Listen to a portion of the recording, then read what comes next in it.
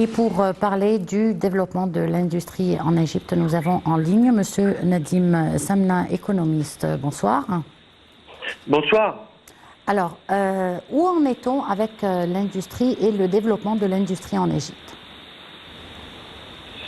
L'industrie fait partie des priorités du gouvernement. C'est vrai qu'on se rappelle qu'après la Révolution, beaucoup d'usines ont été fermées pour différentes raisons. Et le gouvernement essaye d'adopter des stratégies par secteur pour développer. Là, on attend par exemple la stratégie pour le secteur automobile. On voit qu'il y a un développement important dans tout ce qui est énergie renouvelable. Beaucoup de projets ont été signés pour la production d'hydrogène. C'est vraiment un axe important pour le gouvernement. Bien sûr, l'industrie gazière s'est développée énormément ces dernières années. On voit qu'il y a aussi des plans pour l'industrie, tout ce qui est agroalimentaire, tout ce qui est l'industrie et textile, avec la restructuration des usines de Mahal Kobra. Donc il y a une importance grandissante pour l'industrie. Et pas plus tard qu'hier, le gouvernement aussi a publié une liste de plus de 180 produits pour les produire directement en Égypte. Voilà, on a interdit l'import de ces produits pour les produits en Égypte. Ça représente autant d'opportunités d'investissement, que ce soit pour les investisseurs locaux ou internationaux. Mmh. Est-ce qu'on peut dire qu'avec le développement en Égypte durant ces dernières années, certains secteurs industriels sont apparus et d'autres secteurs ont disparu? Bien sûr, on ne va pas dire disparaître complètement, mais transformer. C'est-à-dire qu'il y a des modes de fonctionnement qui ont été transformés. On le voit dans d'autres pays, mais on le voit aussi en Égypte.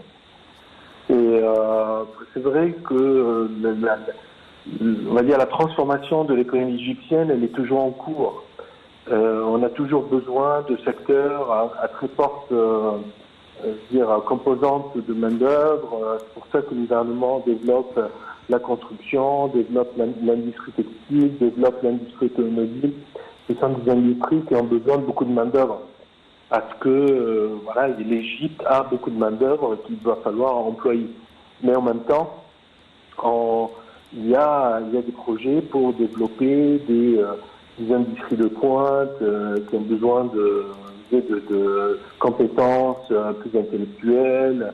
On voit, par exemple, dans le développement de l'université, on veut former des ingénieurs en intelligence artificielle, vraiment des secteurs de pointe, pour pouvoir concurrencer d'autres pays dans ces secteurs. Mmh. Bon, et où en est-on actuellement avec l'import-export?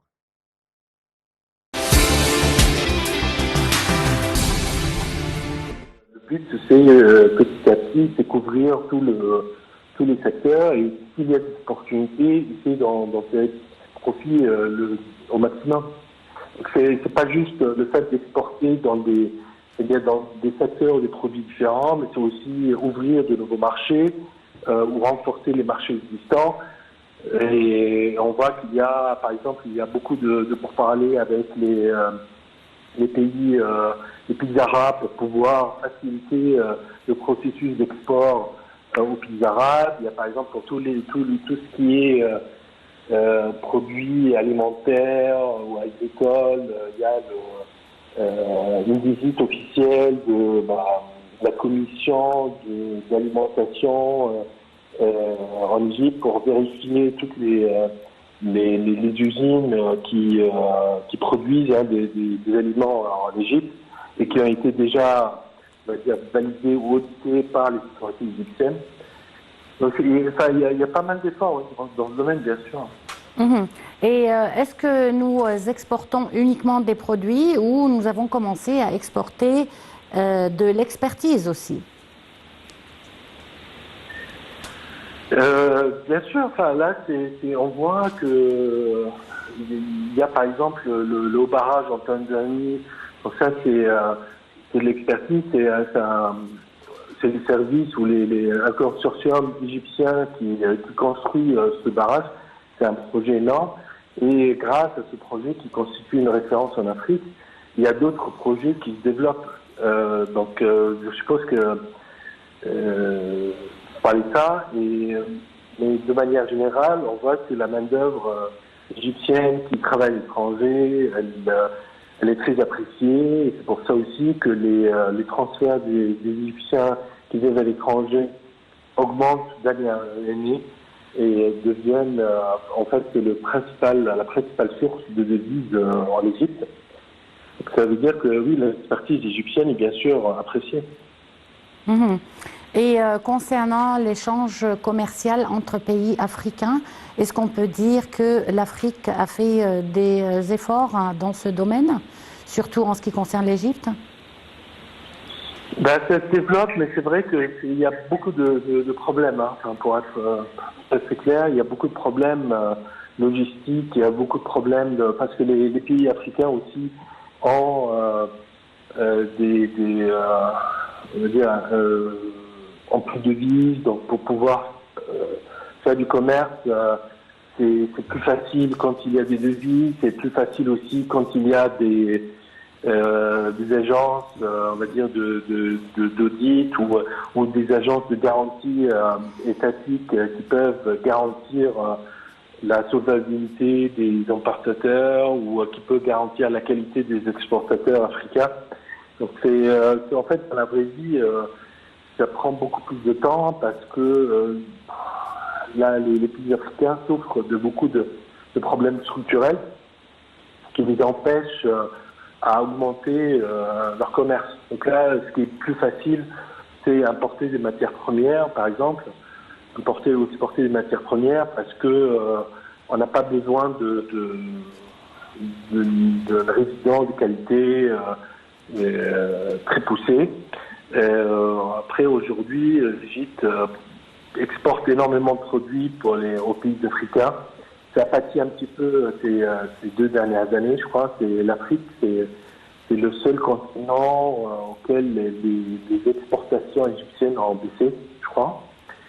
Je pense qu'il y a eu une réorientation de certains produits, c'est-à-dire au lieu d'exporter ces produits en Afrique, on a exporté aux pays arabes ou à l'Europe. Il y a aussi le fait que les pays africains ont moins d'argent pour acheter. Ils ont dû aussi, enfin un bon nombre de pays africains ont dû aussi adopter des mesures pour restreindre l'utilisation des devises étrangères. Et ce qui fait, voilà, les produits égyptiens, les exportateurs égyptiens ont subi ces restrictions et n'ont pas pu exporter correctement. Et comment cette hausse du dollar par rapport à la livre égyptienne peut-elle affecter l'industrie en Égypte? Bien sûr, il y a un effet immédiat qui fait que les produits égyptiens deviennent moins chers. Ça, c'est évident. C'est censé donner un coup de pouce aux produits égyptiens. Après, il faut bien sûr valider un certain nombre de critères de qualité.